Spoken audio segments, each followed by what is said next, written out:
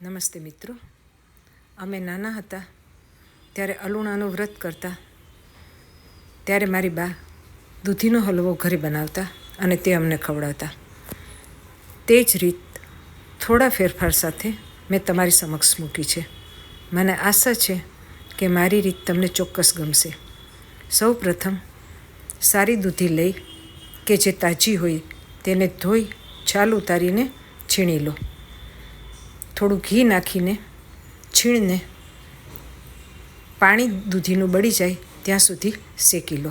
અહીં મેં ઘરે બનાવેલું મલાઈમાંથી ઘરે બનાવેલું ઘી વાપર્યું છે. તેનો વિડીયો મેં યુટ્યુબમાં મૂકેલો છે, તે ચોક્કસથી જોઈ લેજો. દૂધી શેકાઈ જાય ત્યારે થોડું ઠંડુ દૂધ લઈ અને સારી કંપનીનો દૂધનો પાવડર લઈ ઠંડા દૂધમાં મિક્સ કરો.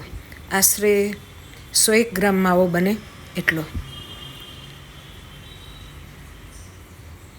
દૂધનો પાવડર દૂધમાં બરાબર મિક્સ કરી લો.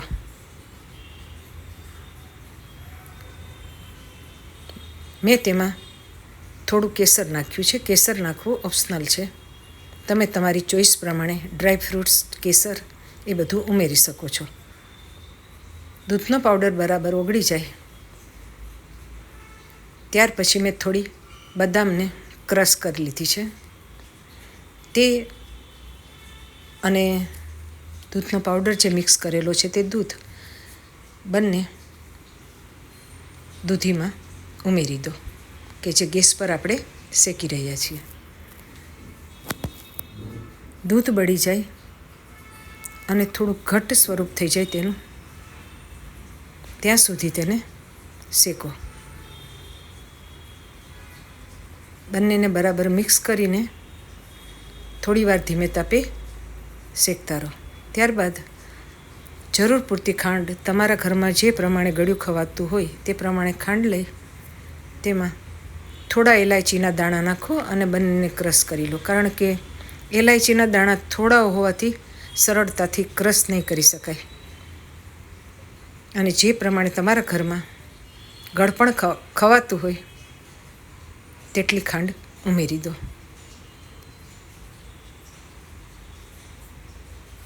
ફરીથી બધી સામગ્રીને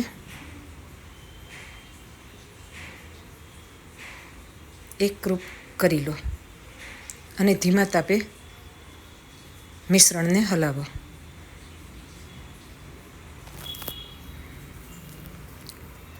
આ હલવાની અંદર તમે તમારી પસંદ પ્રમાણેના ડ્રાય ફ્રૂટ્સ પણ ઉમેરી શકો છો.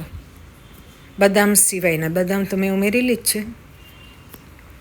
મેં એમાં થોડા પિસ્તા, કાજુ અને દ્રાક્ષ ઉમેરેલા છે.